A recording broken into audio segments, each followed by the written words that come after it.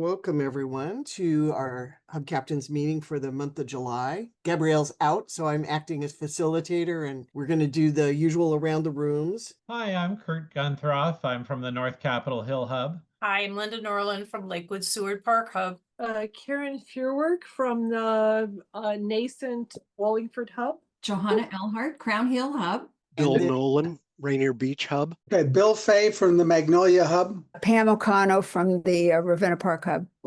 Hi, I'm Margot Rosenberg, and I am with the Lakewood Seward Park Hub with Linda. Ann Forrest, I am currently hubless, but living in West Seattle at the moment. Susie Scott, Broadview South. Jeff Silverman, the Nascent Howler Lake Hub. Hi, I'm Vincent or Vinny, and I'm with the Wallingford Hub. Susanna from the Lake City Hub. Katrina Russell with the Madison Park Hub. Matt Blank from Ravenna Hub.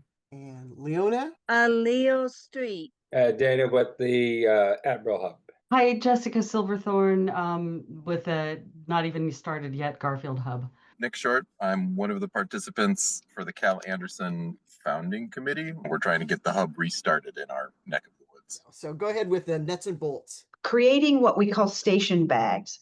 This is a large Ziploc bag, 2.5 gallon, maybe a 2-gallon bag, but 2.5 gallons works really well.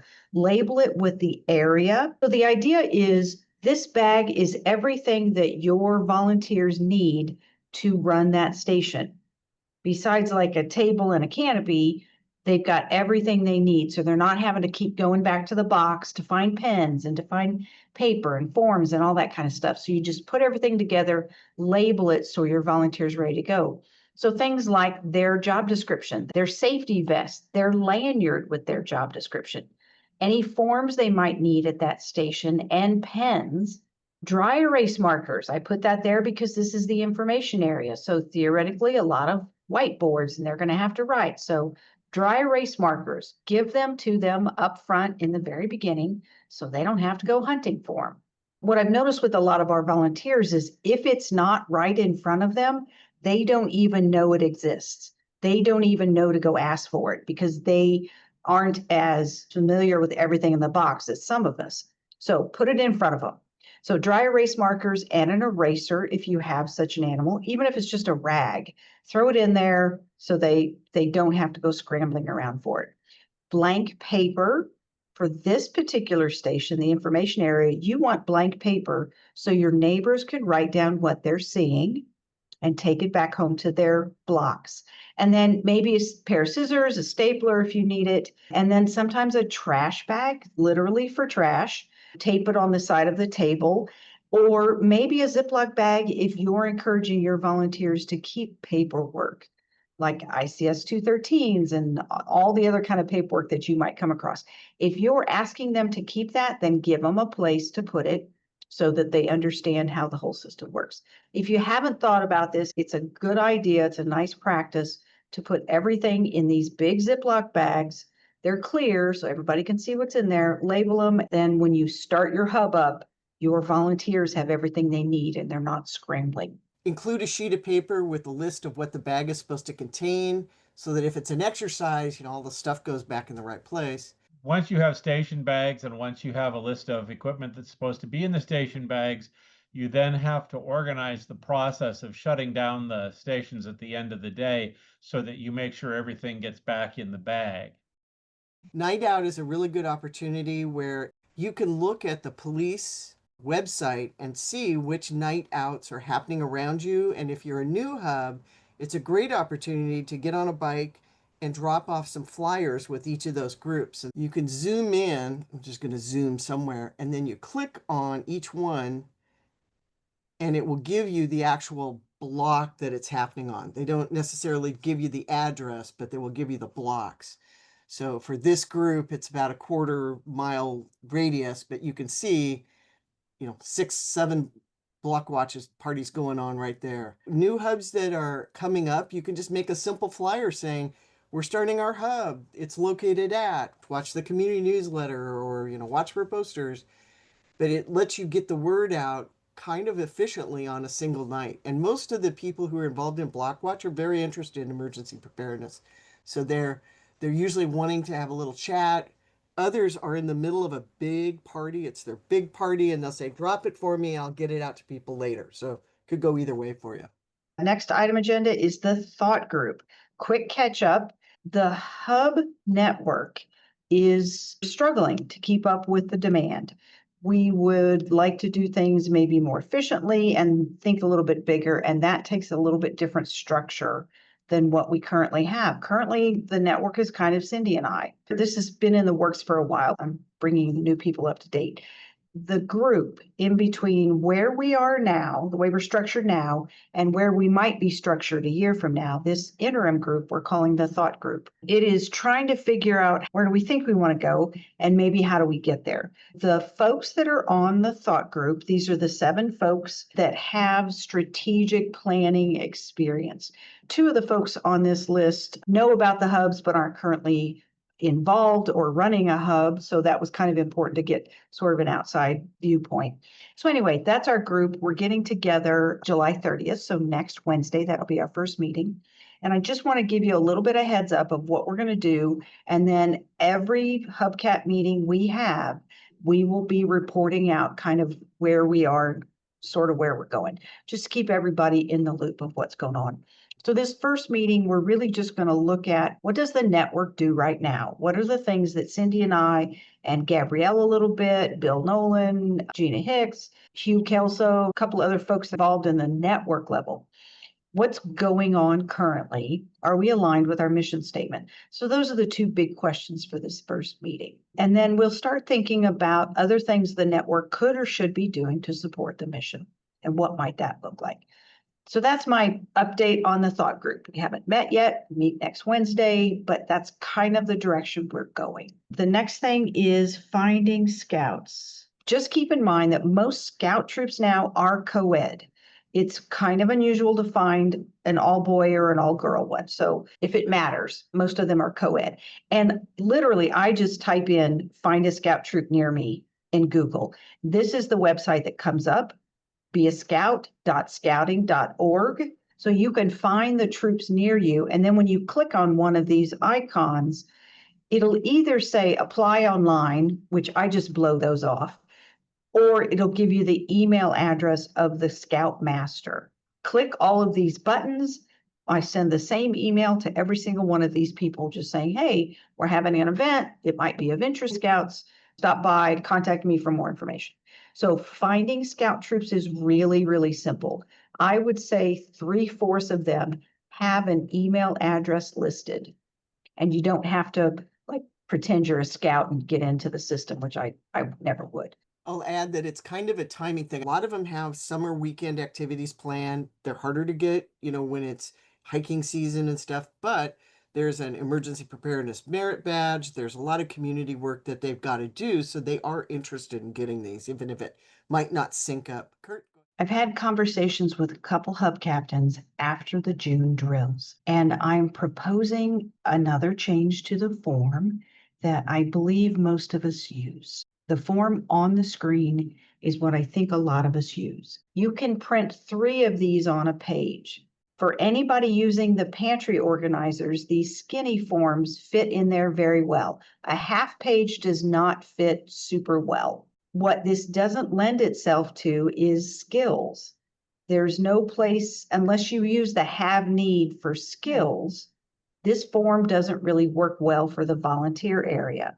Besides not allowing us to capture skills, neighbors that have skills or need skills, this form also wastes space helping neighbors find pets, helping neighbors connect around lost or found pets, which we realize is a valuable service. We also kind of believe that we don't need to get involved. This is a system that neighbors can manage on their own. Our job is to give the community a place to post about lost and found pets. Again, we don't really need to get involved. So if we got rid of the lost and found portion of this form, we would have space to bring in the skills, have and need skills. So that's what we're proposing. Slightly different form. It looks very similar, except for the top is different. So there's a resources, have and need area, people skills, that's that volunteer coordinator job, have and need, and then report. We think the report should always stay on there, but we've taken off the lost and found. Still 3 to a page. Yes, there is a place to use this form for skills. There is also a date and time that was not on the last form. Anybody else wants to play with this to see, is there enough room to write stuff? We'd love the practice. What would we be reporting? It would be the pharmacy is open. The gas station mini mart is selling food, but you have to have cash. It's that kind of stuff. How do we capture that so that the information manager can throw that information up on the whiteboards? I'm calling this the multi-purpose form. It's one form for the entire hub, for your resource area, for your volunteer area, and for your information area. Theoretically, your greeter would, if they said, I lost my cat or I found a dog, then instead of maybe filling out one of these forms, we go, hey, check on the back of that whiteboard. That's where we're putting all lost pet information. Go check there and you guys figure it out within the community. And maybe we just give them pieces of paper and go, hey, write down whatever it is you want about your pet. This is something we talked about at the deep dive after the drill last month. I just want to bring it up again so folks are familiar with this idea and can adopt it if they're interested. What we think is going to happen after a big emergency, a big disaster, is folks are going to show up and go, how can I help? And our job, I believe, is to put them to work doing exactly what we need them to do right away. Saying to a willing volunteer, oh, hang on, I can't deal with you right now. Can you stand over there and I'll get to you when I'm available? We think they're going to go, yeah, I'm not hanging out here. I'm going to go find something to do. And so we've lost them as a resource. We think our job ought to be to put those people to work immediately. And it takes a little pre-thinking, but it's not hard to do. This is just thinking about your community and making a list of these places ahead of time. So this is kind of what we came up with. Think about using 3x5 cards or 4x6 cards or whatever you've got, pieces of paper, it doesn't matter. You're going to write these down, and each one of these pieces of paper is going to be a different location. So this isn't a list. Every piece of paper is a different spot to go check on. On the first 3x5 card, you're going to put information about a vulnerable spot in your community. I made this up for Maple Leaf. I don't even live in Maple Leaf, and I made this up really quickly. I went to the map and I just Googled these words: preschool, school, senior, assisted living. Anything with the word community in it tends to be like a public health clinic, disability, migrant, refugee, transitional. Any of those words, throw those into Google and into the map and see what pops up in your community. Make that list. Look for unreinforced masonry buildings. I'll show you the website or the URL to find that information in your community. Something else to think about is, what kind of infrastructure do you have in your community? If you can look over a cliff and see a bridge, good gravy, put that on your list. If you have a big power station, put the things on your list that make sense for your community. What can you find out for your community and maybe even pass on to the rest of the hubs? And then if you have any businesses that handle hazardous materials, think about things in your community that might be more of a hazard. This list and things like the URL for unreinforced masonry buildings is in a document called Places to Check On. It's in the Google Drive. This whole idea and the links that you need is already in the Google Drive. The document in the Google Drive right now that is called Places to Check On is a Word document. And at the bottom, it says, if you've got better, great ideas, please add them to this document. So it is a working document for folks to add to this idea. What did you do that worked, that made perfect sense, that I didn't think of or somebody else hasn't thought of? Again, it's a working document, places to check on. My suggestion would be somebody in your group, probably you, the hub captain, make this list and then gather your key volunteers together and go, please, let's do a sanity check on this. Is this still a preschool or was the map wrong? Is this still a senior center or is the map wrong? Did this business move? All that kind of stuff. On the 3x5 card, and this is on that document in the Google Drive, I encourage you to write things like landmarks. What were the cross streets? Because after a big earthquake, address is going to be a little bit more challenging. Think about how you could guide volunteers to go check on this. As the volunteer coordinator, you're going to send people out in pairs. You're going to give them this 3x5 card and you're going to give them a pen. And you're going to go, hey, you folks go check on this, write down what you find. We heard people screaming. The building was empty. The building's on fire. There were huge cracks in it. Whatever you find, have them write that down and bring that information back to the volunteer coordinator. And then you figure out what to do next. If you write the phone number down when you make the list, that'll help you find out if the place is closed. To collect the phone number, because then you can quickly call them from your desk and find out whether they're still there. You might want a master list aside from the cards. That way you can check things off as they come back, because things might get lost or never come back. Really smart, Nick. Thank you. One of the things that you can magnetically tape to the top of your box, one is the layout of your hub so that you open the box and you've got the layout. And the other one might be that master list, you know, so that that's where everybody knows where to go.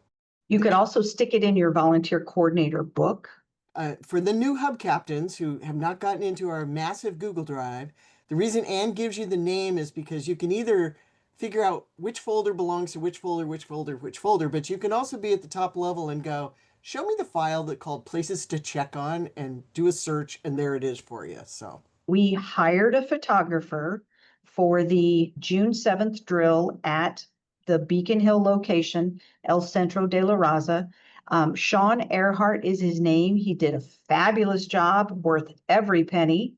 Those photos are in the Google Drive. We delayed putting them in there because there was some concern about some of the folks that showed up were kids. So we have removed the photos that had minors in there. That was mostly the Boy Scouts.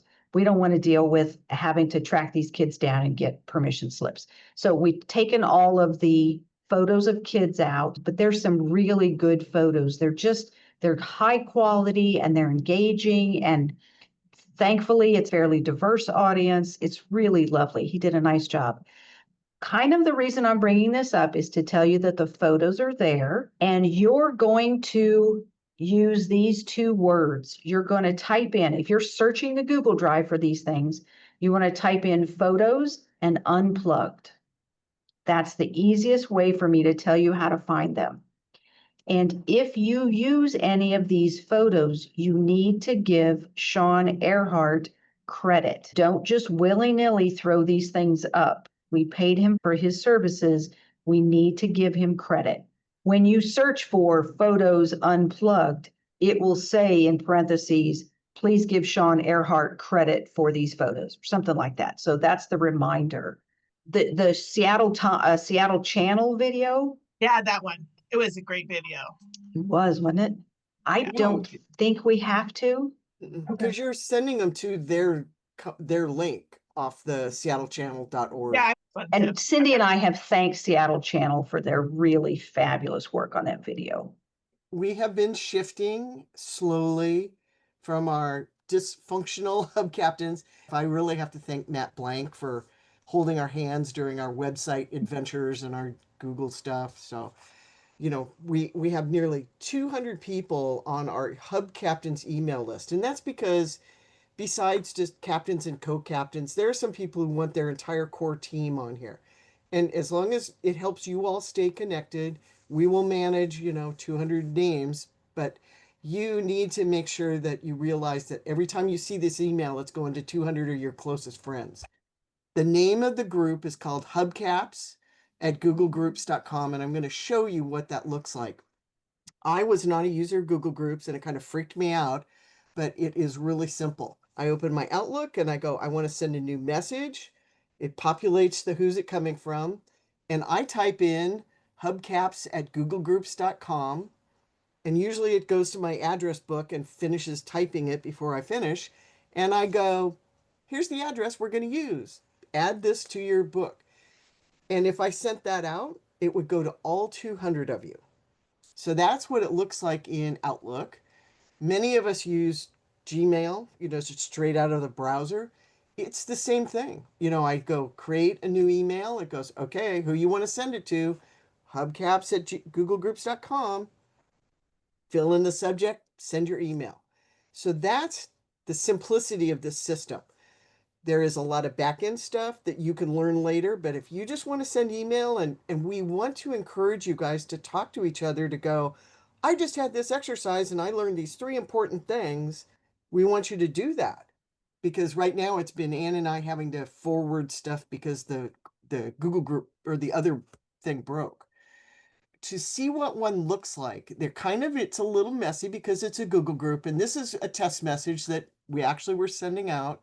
I sent out the first one, so John Wright received this, and it looks like it's coming from the Google groups on behalf of Cindy, so we always know who sent it. It does not have my name, so if your Google group account is I'm a crazy lady, it's going to say on behalf of I'm a crazy lady at comcast.net, but it'll say who sent it. I said, just wondering how everybody's feeling. It was a test message. And you get all this disclaimer stuff at the bottom, because if you need to unsubscribe, the rules are you have a way to unsubscribe from groups that you don't want to belong to. So John sees this and he just did a reply and said, well, hello, everyone, knowing that it was going to go back to the entire Google group. Bill has a question. Do you have to be in the group to send an email? Yes, to the group. So it prevents people from outside the group also sending us emails. Here's the trick. So sending is super simple. Replying, you have to make sure you understand what you're going to do. If you just hit reply, it will go back to the entire Google group. And for those of you who belong to other Google groups and you go, oh my God, please stop saying thank you, where they were just wanted to thank, the person for informing. All 200 of us got 6 emails. So if you send an email and you're saying, please contact me for getting a copy of this, you need to say, my email address is, and make it easy for people to reply just to you. We just want replies to me for this topic. If you want to be contacted individually, say that. If you want to congratulate someone, you can do that. Recognize it's going to go to 200 people every time. So self-monitor on that. And eventually someone will get cranky and go, please remember to not reply all, take this offline. Please contact the guy directly. So don't be insulted, because we all have to learn new behaviors. And you also don't get the reply to your reply. So you don't even know you've replied all. You just went, hey, I thought I was answering Matt. And then, somebody instantly says, would you stop replying all? And I didn't do a reply. Oh, yeah, that's right. So be aware that that's what happens. We are not quite ready to go live. I've got about 10 of you that either show a red flag saying that if we turned it live, you would be marking that as spam. And I've got 3 or 4 of you that have blocked being able to be added, whether directly or by invitation. So I've got to sort those out individually. But I am hoping in the next week or so we'll be able to go live. I have some really fun things to show you tonight. You may remember that months ago we talked about getting a new graphic identity for the hubs, and we're especially anxious to have some good things to put on our new website. We've been working with a faculty member at the UW in the design department. Her name is Karen Chang, and one of her students, Emily Howe. And they've done some really wonderful work for us. They've also come up with a zillion great ideas and some really fun ideas. I'm not going to show them all to you tonight. Cindy sat on me and told me that I had to just edit this down to the identities themselves so we wouldn't get all confused. So tonight we're going to focus just on the the word marks that they came up with. And I just wanted to say briefly too, that our purpose in doing this was not just to make something pretty. We really want to make sure that we're reaching out to a wider audience and that we're making things that people will want to respond to and that they will remember and hopefully lend themselves to our hub efforts. This is the mark that's been on our current website and other things. And I just wanted to say that the difference between, you know, a logo or a word mark and an icon, this is an icon that was created for the map, this little radio thing. It actually works fine on the map. I'm not intimately acquainted with the ins and outs of the map, but it seems I haven't heard anything to the contrary. That it seems to me it works fine. You've got this system where the little solid dot shows there's a radio there and the empty dot shows it's not. And also on these, the A-frame signs, it's the same kind of thing. This is there, it's functioning as an icon that shows kind of X marks the spot. You're here, you've arrived. These still work. We'll still use those. So don't worry, the little radio thing is not going away. It's just not going to be the part of the major graphic identity that we have created. So the UW people came up with two different solutions, and I'm going to show you the first one. All along, we have known that we were going to take the name of the Seattle Emergency Hubs and create something with that, not a more pictorial or illustrative mark. And there's some reasons for that, and there's some ways that gives us more flexibility actually doing it that way. And by the way, a lot of organizations and companies are doing that these days too. So the idea is that, you know, we could have this word mark for Seattle Emergency Hubs, but it could also be customized for to create a sub brand for all the rest of the hubs. And what the designers were doing was testing some of the longest names, especially, which are the most challenging, because you can see we've got some of them stacked 3 tall. We do have to do some checking about what the actual names of all these hubs are, and if we need all the words that are in the names, but we'll work on that. The payoff is when you get over to something like the website, even with the simplest, and this is like the simplest of WordPress template, and this was just a very quick and dirty mock-up, you can see that that mark up there in the corner just really kind of pops out. It's like a little jewel in the corner. And when you've got a nice image here, and now we have really good photos, and this is a frame from the Seattle channel and an embedded video here. When you've got an image like that, you don't want a competing image in the corner of your website. You don't want a picture in your logo. It's going to fight against what you've got now, because I'm so pleased with actually what they did and how it works out now. I think even in a very, just a very simple website. But the other advantage is that when you have already a lot of horizontal type here, we can take that mark and make a little badge out of it. We can put it in a circle and make a little badge out of it to make it pop in front of the image and in the text type or the display type that's there. Same way with on YouTube, we can make a little badge out of it and make it really stand out. They did design some business cards for Anne and Cindy, but we will also if we give you the mark, and these are free fonts, you can make your own and run your own off on your own printers.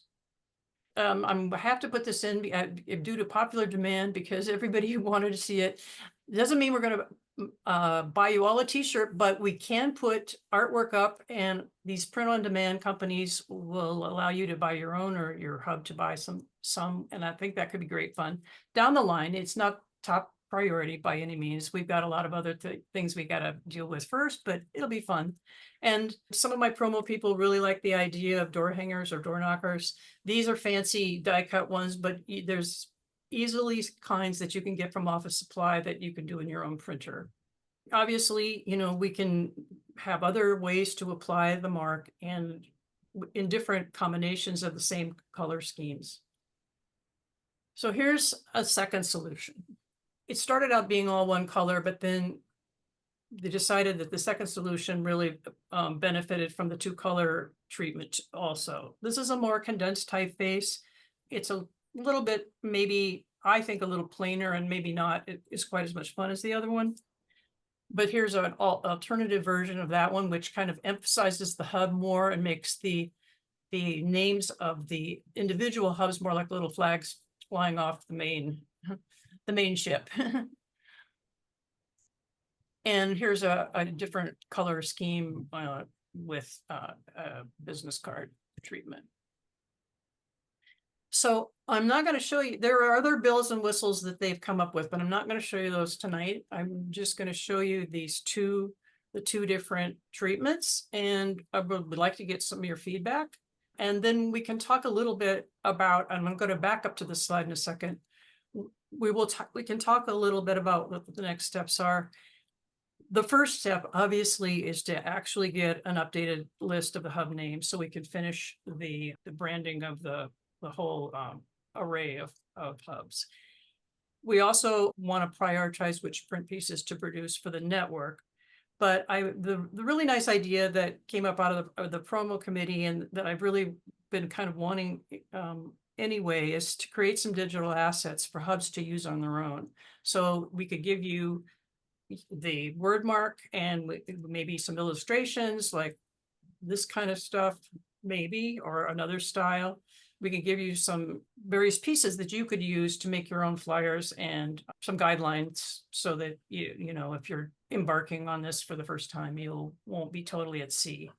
So, but I'm going to back up now just to these two, and I'd just like to know if you have any reactions, and also, or if you'd like to see some slides again. I went through it kind of fast, I realized. First 5 votes in the chat are all for number 1. 2, 6. I haven't seen any votes for number 2 yet. Okay. Nick? Yeah, I was gonna say that number 2 looks a little more serious. And number 1, the individual locations style on that is far more effective. Any other comments? Did you test how these will come out if somebody only has black and white printing? We can do that. I'm pretty sure, you know, red pretty much prints is, and this is not a red, it's dark orange, but it pretty much prints as black anyway. But we might ask them to do a gray version. I mean, to make one of them gray. And when the network pays for it, we're going to pay for color because, you know, that's the point. We want to do the best advertising we can. If you have to do a quick and dirty job, we want to make sure it looks good in black and white if that's all your printer does. We got a vote for number 2, a couple more votes for 1. Jared says the B in number 1 is not great. Another vote for 1.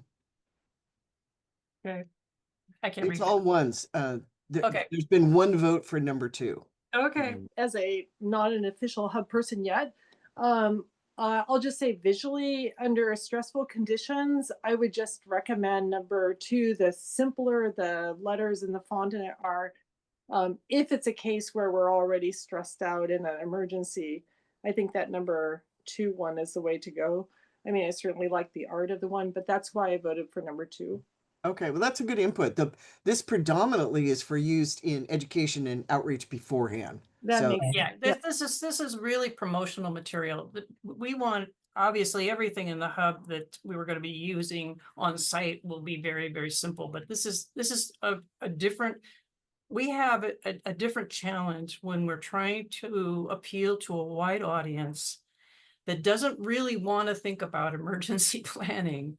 And we have had a consultant who gave us a talk a couple of years ago, and some of you have never heard it, but we maybe should do another deep dive that refreshes us on some of those concepts, because, you know, we have to make things appealing in order to get people to want to hear what we have to say. A couple of comments in the thing before they zip off. What was the reason for the shape of the B? And, you know, people are speculating is artsy and more contemporary. I think it's meant because Helvetica typically is a rather generic typeface, and it's the one thing in that little mark that actually has a little character to it. I think it gives it a little bit of personality. Interest. Yeah, It's a very common thing to do with word marketing. It's very common for logos like that to do that, to take a standard font and then make a subtle change. And you'll see that if you look at most company logos. Yeah, like a flourish kind of, So now, can you save the chat to yourself? Because now we're getting some very detailed comments. I think predominantly one seems to be coming out. There's a couple that say, well, maybe why couldn't we put the little radials on the B? Because they dislike the second one. Some are saying the second one is more friendly to them. So take the input back to your committee and see what you want to do. Okay, great. Thank you so much for your reactions and input. Thank you. Thanks. I think this originally came from Margie Carter, one of the Madison Park Hub long-term people. The idea, you've probably heard of the play Come From Away, that was 9/11 airplanes that got diverted into different areas, and this happened to be one in Gander, Newfoundland, and a musical was created about it. And we thought, what better way to create an opportunity for the emergency hub group to come together and share this whole aspect of mutual aid and kind of celebrate the work that we do. Because I think most of the time there's so much work involved that we don't have a whole lot of time for play and enjoying. So they have, Margie actually did a lot of work with Seattle Rep, and the event will be on Saturday, December 6th. We'll do the matinee at 2 p.m. and we'll gather a little early so that we can kind of celebrate again the work that we do. And the tickets have been discounted. I believe information has already been sent out to the group so that you've got access to be able to go ahead and start purchasing tickets. That's kind of it in a nutshell, unless people have questions. And if any hub captains are listening that hadn't gotten onto the email yet before that went out, contact me and I'll forward you the email. Oh, great. Thanks, Cindy. Thank you guys for thinking of social activities where, Ann and I are just nose down on getting exercises done. So we appreciate it. Good. One more thing, I think. The grant paid for the professional photographer, the venue rental at El Centro de la Raza, so the June 7th drill. Couple other little things I don't really remember, but the big thing, the thing I'm almost more excited about is this guillotine paper cutter. This thing could theoretically cut 400 pieces of paper at the same time. This may seem like a very odd thing to spend money on. It was a couple $100, but the reason I got it was to help you guys get forms in your hub boxes. I would like to see a show of hands if you have sufficient amount of forms in your hub box to last 3 days. Does anybody on the call have that many forms in your box? I don't see many hands up. That's why I ordered this. I want to help you guys decide on a form. I can print them often. When there's a little bit of extra money in a grant, I will buy myself or the hub captain reams of paper and printer ink for this exact purpose. Tell me what you want. I can print them and then I can cut them with this ridiculously heavy guillotine paper cutter. Okay, so please take advantage of it. Contact me and we'll figure out how to make it happen. And pick your form. Like I've been waiting for the form to stabilize. I believe we're at the right one now. We have come full circle, is what Cindy's saying. No, the third, it fits the new holders and, stuff like that. So I think it's a good deal. And then like Linda was saying, I'll be in touch with a way to figure out how can we get your name as simple as possible so that we can put it on this word mark and make it very, very useful to you. So some of you guys have easy hubs. Some of the rest of you are not so simple. All right, we're going to launch into around the room.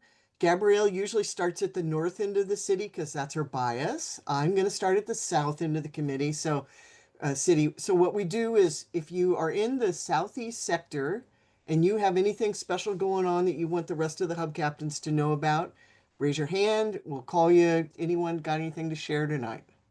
So we're in the Seward Park Lakewood hub, and we've had the summer of outreach. So we've so far had 3 outreach events. just a couple of blocks from our meeting place at the Seward Park Community Center. And we set up a booth in front of this pet store parking lot that's right on a main drag. And we have cyclists and, walkers that are going to the little commercial area. And we've had quite a number of folks stopping by and getting on our mailing list. And we've also been twice already at the Columbia City Farmers Market, and we have one more date in September. So those are very, very populous events, and we get lots of information into the hands of folks in our kind of broader community.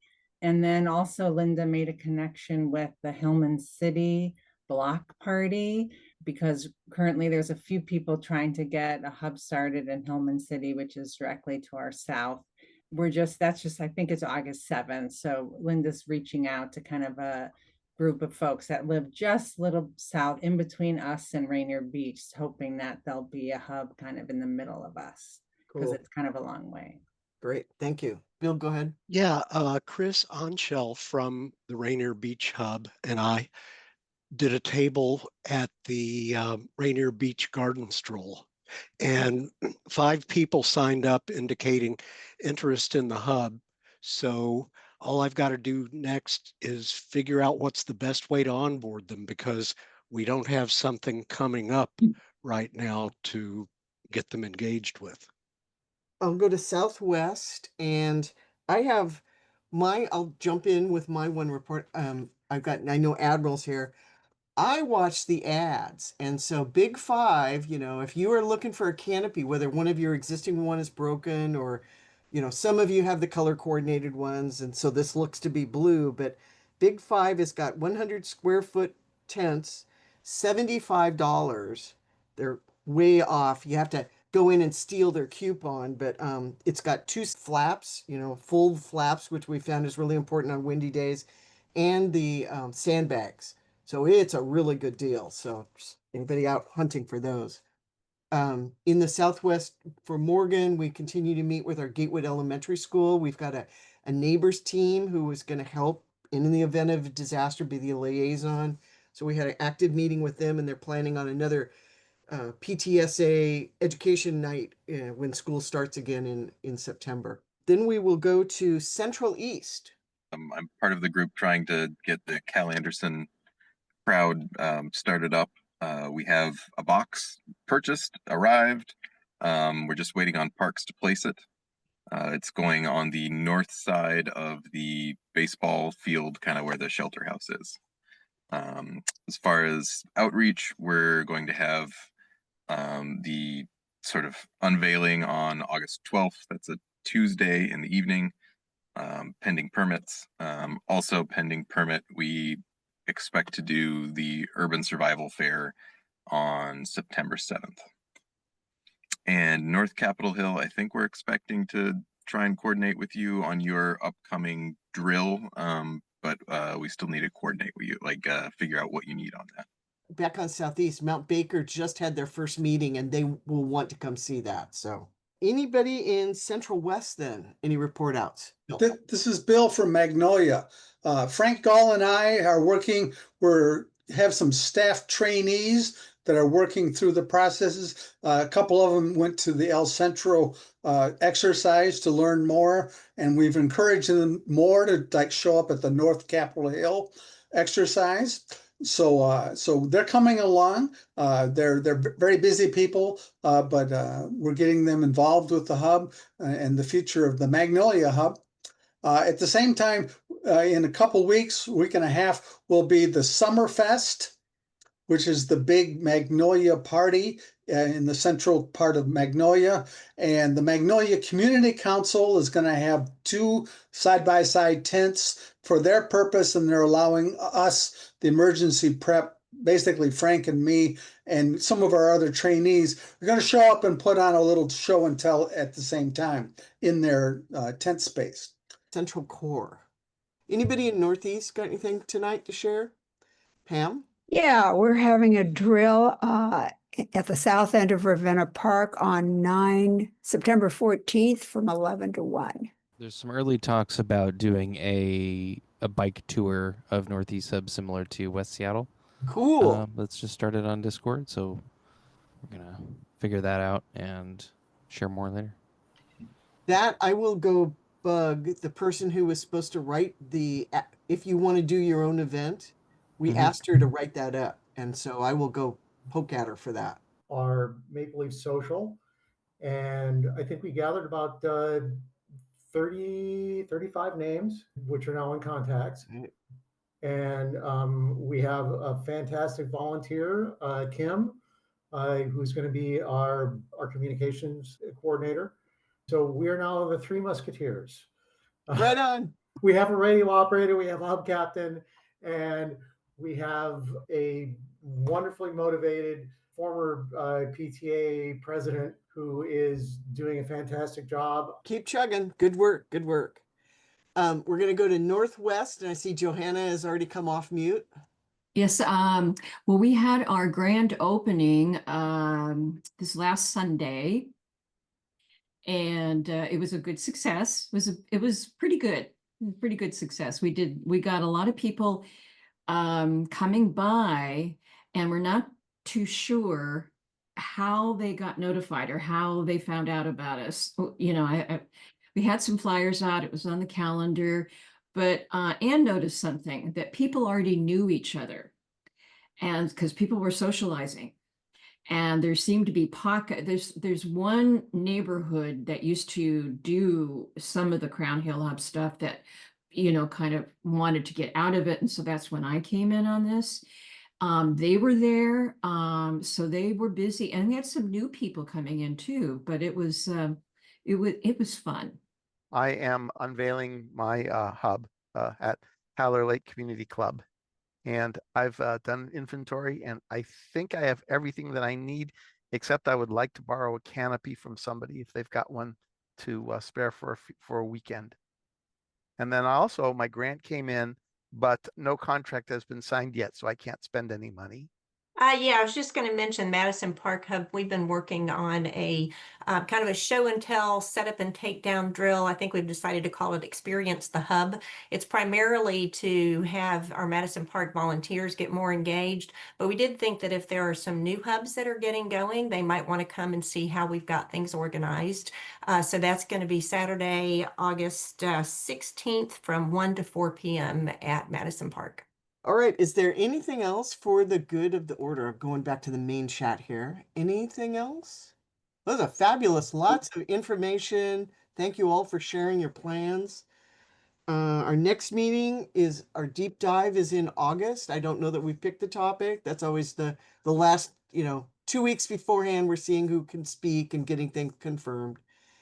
Go to the calendar to see upcoming events. And I saw in a different chat, people wanting to learn more about being able to do outreach or sitting in other people's outreach planning meetings, because just thinking about it, getting started blows up some people's heads. So appreciate all you guys giving input and ideas for other people.